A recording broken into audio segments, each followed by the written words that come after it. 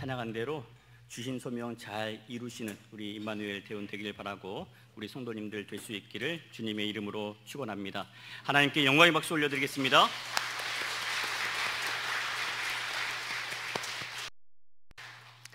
할렐루야. 마태복음 13장을 일컬어서 비유장 이렇게 얘기합니다. 예수님께서 하나님 나라를 설명하실 때 우리가 익히 아는 그런 소재를 이용하셔서 비유로 말씀해 주셨기 때문에 그렇죠. 그 시간에는 좋은 땅에 떨어진 씨가 풍성한 결실을 맺는 것을 보았습니다. 그래서 우리 마음밭을 받고 가자 그렇게 결단을 했었고요. 두 번째 시간에는 곡식과 가라지 비유였습니다. 가라지가 있더라도 뽑아내지 말고 가만두어라. 가라지를 뽑다가 곡식까지 뽑을까 염려하라. 주수 때 하나님 친히 구별하실 터이니 우리는 뭐 하면 돼요? 중보하고 그들을 위해서 함께 사랑으로 섬겨주어라. 그렇게 말씀하고 있었었죠. 오늘은 세 번째, 네 번째 비유 말씀입니다. 천국은 마치 겨자씨와 같고 천국은 마치 누룩과 같다. 자, 하나씩 보겠습니다. 먼저 겨자씨 비유입니다. 31절, 32절 함께 읽어보시죠. 또 비유를 들어 이르시되 천국은 마치 사람이 자기 밭에 갖다 심은 겨자씨 한 알 같으니 이는 모든 씨보다 작은 것이로되 자란 후에는 풀보다 커서 나무가 되매 공중의 새들이 그 가지에 깃들이느니라. 아멘. 천국을 자기 밭에 심은 겨자씨 한 알과 같다라고 말씀을 하고 있습니다. 이렇게 작은 씨를 심었더니 자라서 공중의 새가 와서 깃들일 만큼 커다란 그런 나무가 되었다라고 하는 건데, 여러분 이 말씀을 통해서, 이 비유를 통해서 우리에게 알려주고자 하시는 천국의 일은 뭘까요? 자, 첫 번째로 천국은 지극히 작은 자로서 이루신다는 것을 보여주는 말씀입니다. 오늘 말씀에 겨자씨를 모든 씨보다 가장 작다라고 말씀을 하고 있어요. 그림으로 보시는 것처럼 아주 작은 씨입니다. 그렇다고 해서 이 겨자씨가 세상에서 가장 작다는 그런 말은 아니에요. 겨자씨 작은 씨는 얼마든지 있기에 그렇습니다. 팔레스타인 지역에서 이 겨자씨는 아주 작은 것을 가리킬 때 하는 관용적인 표현입니다. 우리 식으로 어떻게 쓸 수 있겠습니까? 깨알처럼 작다라고 표현할 수 있겠죠. 이렇게 작은 씨도 심기고 나면 2m, 3m까지 자란다고 그래요. 그래서 공중의 새가 와서 충분히 깃들일 수 있는 나무가 된다. 자, 그림 한번 보실까요? 첫 번째 있는 사진은 이 겨자씨가 꽃을 피웠을 때 모습입니다. 우리 제주에서 쉽게 볼 수 있는 유채꽃과 비슷한 그런 모습이죠. 그게 자라면 두 번째 있는 사진에 있는 것처럼 사람의 손이 닿을 높이까지 자랍니다. 더 높이 자라면 2m, 3m 자라서 거목이 되는 울창한 그런 군락을 이루는 나무가 되는 거죠. 여러분, 세상은요 작고 연약한 사람을 무시하는 경향이 있습니다. 잘나고 똑똑하고 힘 있는 사람을 중심으로 세상은 펼쳐지지만 천국은 그러지 않습니다.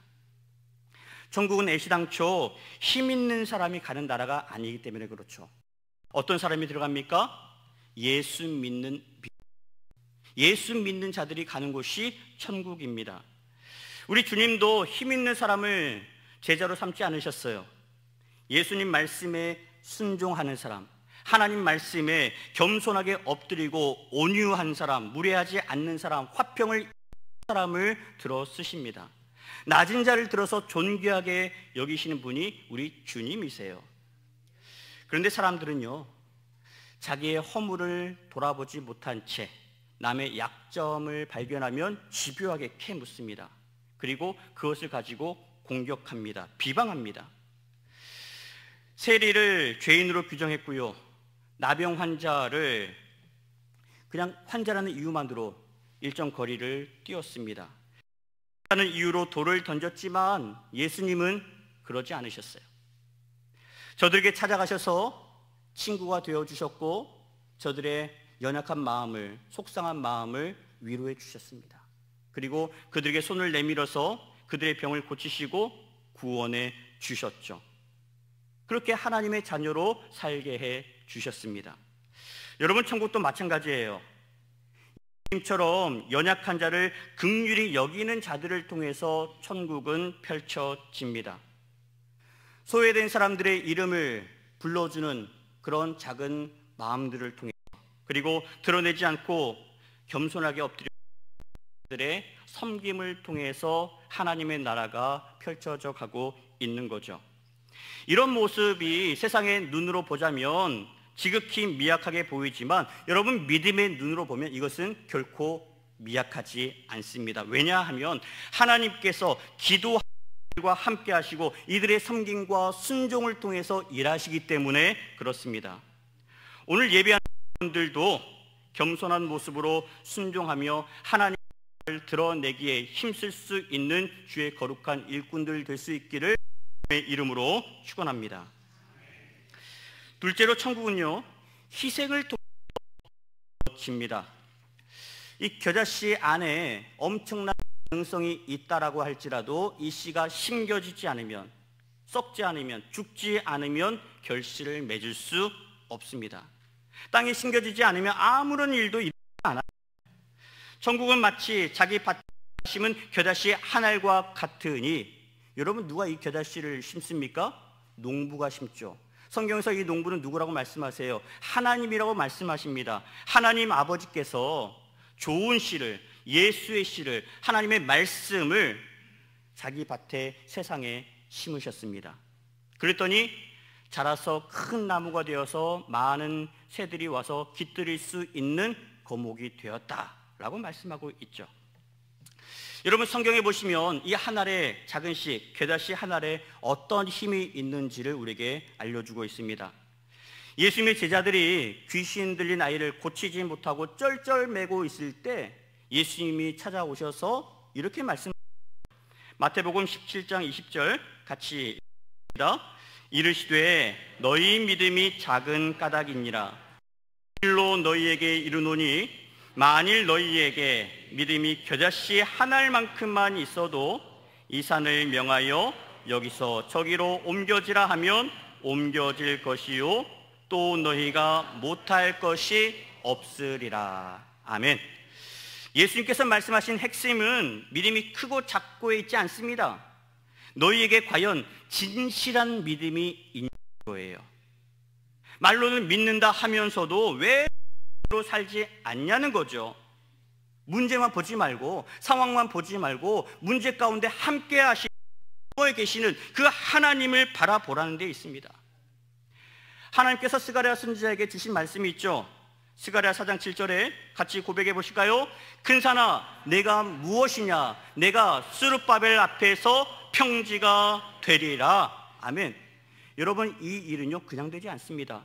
6절에 이렇게 말씀하세요. 이는 힘으로 되지 아니하며 능력으로 되지 아니하고 무엇으로 된다고요? 오직 하나님의 영으로 되느니라. 오직 하나님의 말씀으로 되는 겁니다. 오직 예수 그리스도의 다스림을 통해서 펼쳐지는 역사인 겁니다.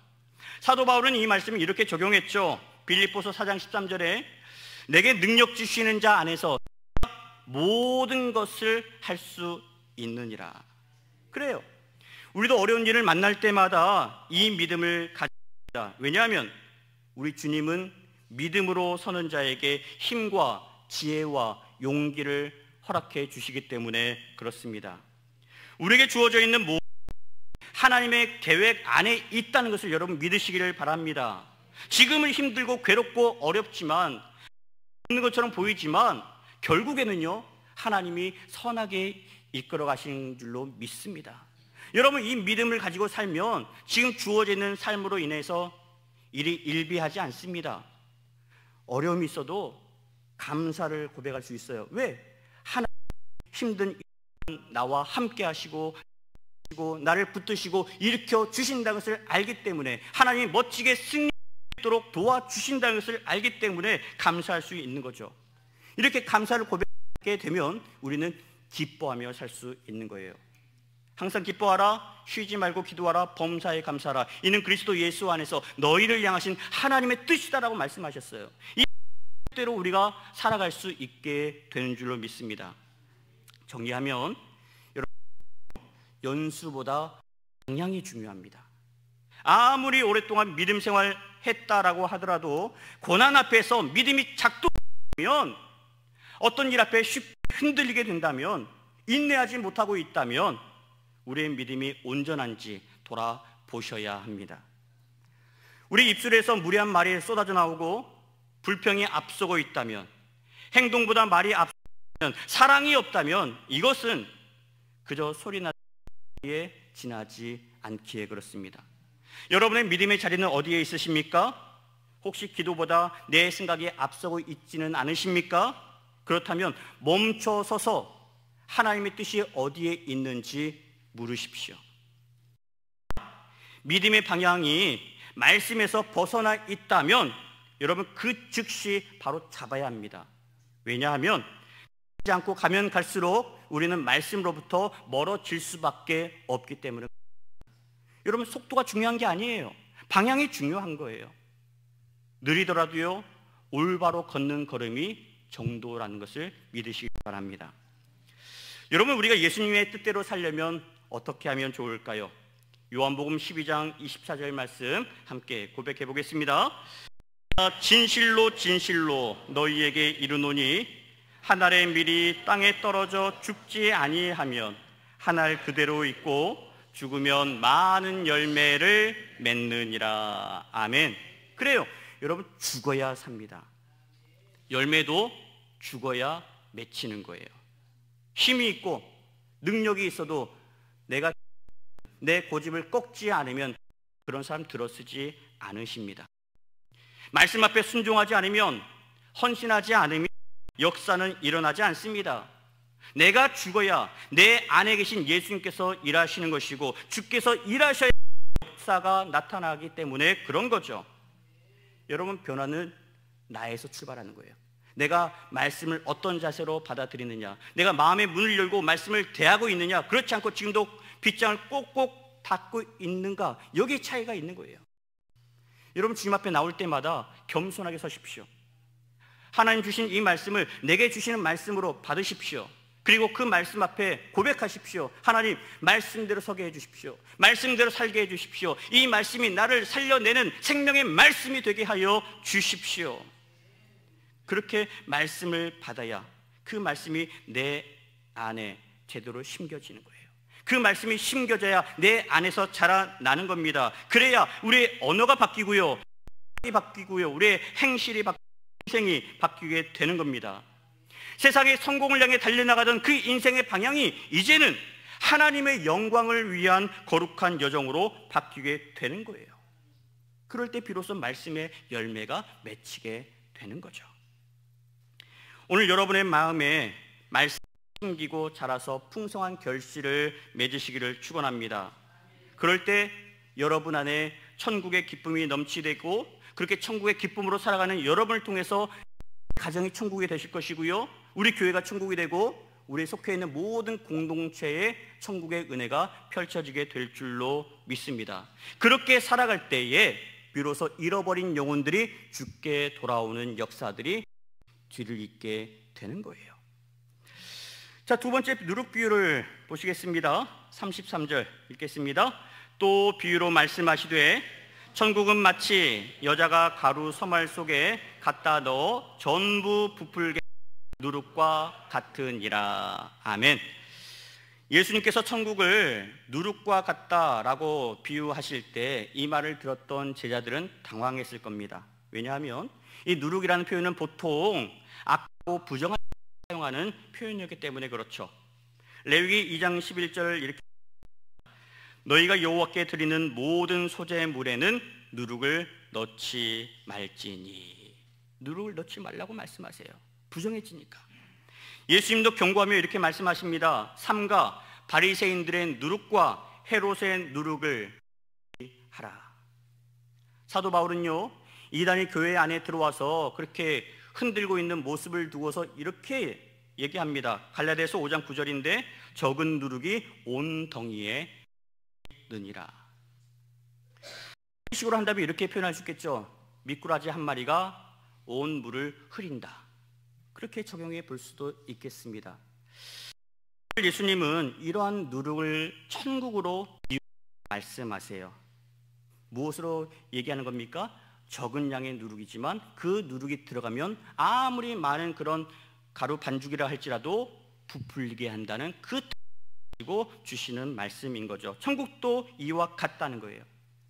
여기 나오는 가루 서말에 대해서는 차이가 있습니다만은 공통된 부분은 그 양이 많다는 거예요. 어떠한 주석에 보니까 여인이 하루 동안 빚을 수 있는 최대치의 양이 이 가루 서말도 있다.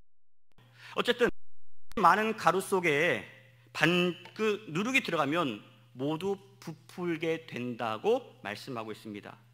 누룩이 반죽을 변화시키기 때문에 나타나는 현상인 거죠. 여기서 누룩은요, 하나님의 말씀을 의미합니다. 그리고 세상에 보냄받으신 예수 그리스도를 의미합니다. 말씀이 내 안에 들어오고 예수님이 우리 안에 들어오셔서 인생의 주인이 되시면 우리 인생도 다시 바뀌게 된다는 거예요. 천국의 기쁨을 누리게 된다라고 하는 거죠. 그런데 이것을 부인하는 사람들이 있습니다. 예수 믿어도 소용없다라고 얘기하는 사람이 있어요. 예수 믿어도 사람의 기질은 바뀌지 않는다라고 말합니다. 말씀을 들었지만 예수를 믿었지만 그럼에도 불구하고 사람이 바뀌지 않는 그 이유는 무엇이겠습니까? 그건 바로 말씀 따로 삶 따로 살았기 때문 아니겠습니까? 그리스도 안에 온전히 살았기 때문 아니겠습니까? 주일에만 그리스도인으로 살고 평일에는 세상 사람들처럼 똑같이 살아갔기 때문은 아니겠습니까? 이런 사람은요, 그리스도인 척만 했을 뿐 내 안에 내가 가득한 사람입니다. 그러다 보니까 말씀과 삶이 서로 다른 이중적인 신앙인이 되고 만 거죠. 여러분, 우리 다음 세대 믿음이 얼마나 많이 흔들리고 있는지 모릅니다. 부모는 열심히 믿음 생활을 합니다마는 우리 자식들은 믿음을 저버린 친구들이 적지 않습니다. 그 주된 요인이 뭔지 아세요? 부모의 신앙이 이중적이기 때문에 그런 거예요. 예배는 드리지만, 말씀은 들었지만, 기도는 했지만 삶에서는 여전히 이기적이고 남을 모함하고 시기하고 질투하고 그렇게 사는 것이 신앙이라면 내가 왜 예수 믿어야 되겠느냐? 이게 우리 자녀들의 모습 아닙니까? 여러분, 오늘 말씀을 통해서 우리 이중적인 모습들이 있다면 여러분 내려놓으시길 바랍니다. 더 이상 이중적인 모습으로 하셔서는 안 됩니다. 여러분을 위해, 여러분의 자녀들을 위해서도 그렇고 죽어가는 많은 영혼을 위해서도 그렇기 때문에 그렇습니다. 이런 사람은 첫 번째 비유로 적용해 보면 말씀은 뿌려져서 싹이 났지만 돌짝밭과 같은 마음이어서 해가 뜨면 곧바로 타버리고 마는 그런 신앙인의 모습과 같습니다. 이런 사람에게서 변화가 일어나지 않는 것은 어쩌면 당연한 결과이겠죠. 그러나 우리가 말씀을 믿음으로 받고 우리가 말씀 안에 거하고 예수님이 내 안에 온전히 거하시면 우리에게 어떤 변화가 일어날까요? 고린도후서 5장 17절 같이 고백하겠습니다. 그런즉 누구든지 그리스도 안에 있으면 새로운 피조물이라. 이전 것은 지나갔으니 보라 새 것이 되었도다. 아멘. 그렇습니다. 누구든지 그리스도 안에 있으면 우리는 거듭나게 되어 있어요. 예수 안에 있으면. 이것이 핵심입니다. 예수님과 동행하고 말씀대로 살면 우리의 인생은 변화됩니다. 변화되게 되어 있습니다. 말씀과 삶이 겉돌고 있거나 내가 인정되는, 내가 좋아하는 말씀만 골라서 받고 있다면 말씀의 능력이 내 안에 제대로 나타나지 않을 수밖에 없죠. 이런 사람은요, 모태신앙으로 살아왔을지라도 내 인생의 주인을 예수님으로 모시지 않는다면, 인정하지 않는다면, 하나님이 필요할 때만, 하나님의 도움이 필요할 때만 하나님을 찾고 그렇게 신앙생활을 해간다면 그런 사람은 결국 자기 뜻대로 살아가게 되고 맙니다. 왜요? 내가 여전히 인생의 주인이기 때문에. 이 핸들을 여전히 내가 붙잡고 있기 때문에 힘들 때만 부탁을 합니다. 이 어려운 코스니까 하나님 도와주십시오. 그러나 쉬운 코스는 내가 운전합니다. 내가 가고 싶은 곳이 있으면 내가 끌고 갑니다. 여러분, 이런 모습으로는 변화가 일어날 수 없다는 거예요. 예수님이 비유로 말씀하신 이유 35절에 나와 있죠. 시편 78편 2절을 인용하신 말씀입니다. 이는 선지자를 통하여 말씀하신 바 내가 이로 비유로 말하고 창세부터 감추인 것들을 되리라 함을 이루려 하심이라. 하나님 그동안 선지자를 통해서 주셨던 말씀을 이제 예수님께서 비유로 풀어내심으로 말미암아 그렇게 성경에서 말씀이 되었던, 예언되었던 그 모든 일들을 성취하기 위함이다 라고 말씀하죠. 감춰졌던 모든 비밀들이 드러나게 하기 위해서 비유로 말씀하고 계신다라고 하는 거예요. 여러분, 이 비유 말씀 바리새인들을 비롯한 종교 지도자들은 어떻게 받아들였을까요? 예수가 신성모독한다라고 했겠죠. 그러나 들을 귀 있는 제대로 이해했을 겁니다. 특별히 예수님께 은혜를 입었던 사람들이라면 더더욱 그럴 거예요.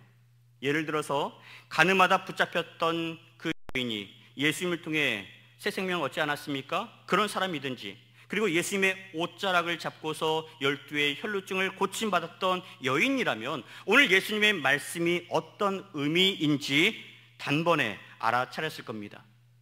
이들은 예수님을 만나기 전까지 내가 얼마나 소중한 사람인지를 알지 못한 채 살았을 거예요. 사람들 말처럼 그래, 나 같은 존재가 뭘 할 수 있겠다, 그렇게 세상의 관점대로 부정적인 시각으로 살아갔을 겁니다. 그러나 예수님에 관한 소문을 듣고 난 다음부터, 예수님이 오셔서 그들을 만나주신 그 다음부터 그들의 인생은 달라졌습니다. 예수님을 통해서 고침을 받았고요, 죄사함의 은혜를 누리게 되었고요, 이로써 은혜와 함께 하나님의 정체성을 회복하게 되었습니다. 그러고 나니까 예수님의 이 말씀 한 구절 한 구절이 되는 게 아니에요. 그 말씀이 온전히 내 안에 들어와서 판에 새겨진 거죠. 와 닿았던 겁니다. 예수님이 나를 이렇게 소중하게 여기시고 나를 통해서 천국이 펼쳐져 가기를 원하고 계시는데 내가 가만히 있을 소냐? 말씀대로 반응하겠죠. 그리고 그의 삶을 통해서 증명해 보였을 겁니다. 사랑하는 여러분, 우리도 예수님의 말씀으로 천국의 비밀을 깨달았다면 구원받기 예전의 모습으로 살아서는 안 됩니다. 예수님을 통해서 십자가의 은혜를 받았다면 이제는 구원받은 자답게 살아가셔야 하는 겁니다. 한 알의 겨자씨가 심겨지고 자라서 커다란 나무가 되었더니 많은 새들이 와서 깃들이는 것처럼, 그리고 누룩이 가루 서마를 부풀게 하듯이 우리도 예수님으로 말미암아 각자 서 있는 그곳에서 천국을 드러내며 살아야 하는 거예요. 예수님이 계신 곳이 천국 아니겠습니까? 예수님이 다스리는 곳이 천국이 아니겠어요? 여러분의 마음속은 어떻습니까? 지금도 세상의 일들로 인해서 걱정, 근심으로 인해서 살고 계시지는 않습니까? 여러분, 예수님이 나를 다스리도록 내어드리십시오.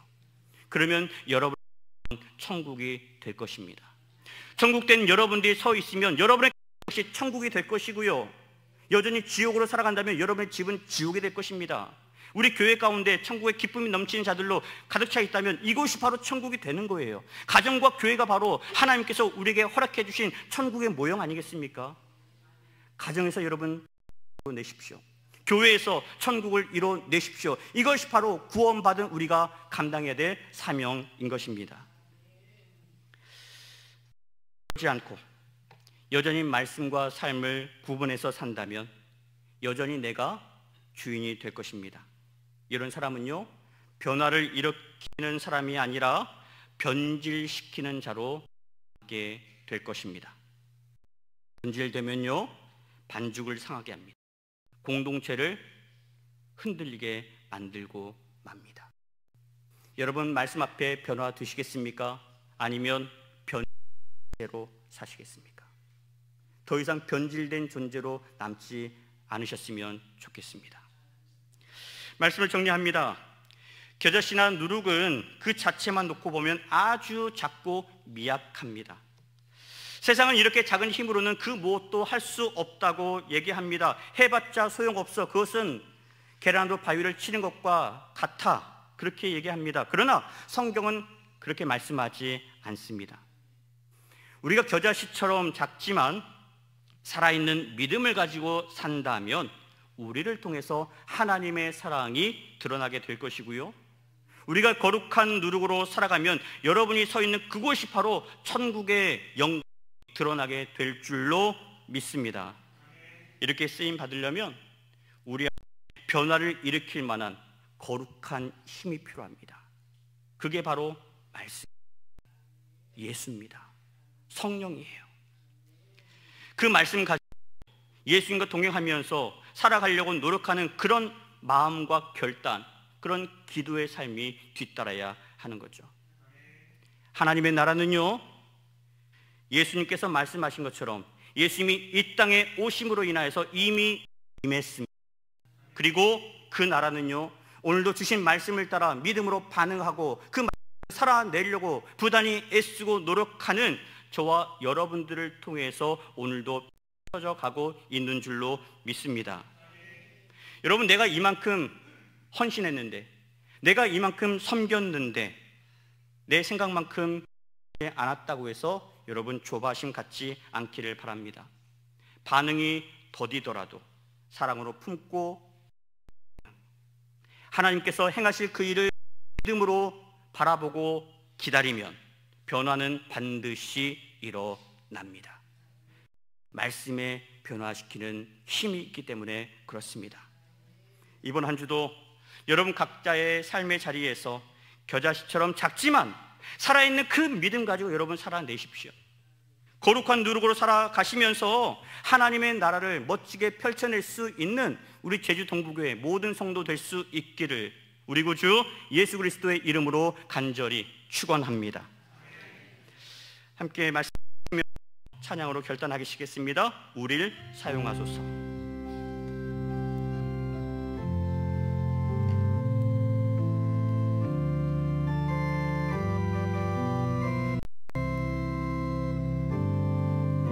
우리의 소원이 하나 있네. 주님 다시 오실 그날까지 우리 가슴에 주의 십자가 살아 나의 교회를 사랑케 하네. 주의 교회를 향한 우리 마음, 희생과 포기와 가난 고난, 하물며 죽음조차 우릴 막을 수 없네. 우리 교회는 희망, 교회는 교회되게 예배되게 우리 사용하소서. 진정한 부흥의 날 오늘 임하도록 우리 사용하소서. 이런 찬양하실까요? 교회를 교회되게, 교회를 교회되게, 예배되게 우리 사용하소서. 진정한 부흥의 날 오늘 임하도록 우리 사용하소서. 다시 한번 교회를 교회되게, 교회를 교회되게, 예배되게 우리 사용하소서. 우리 사용하소서. 진정한 부흥의 날 오늘 임하도록 우리 사용하소서.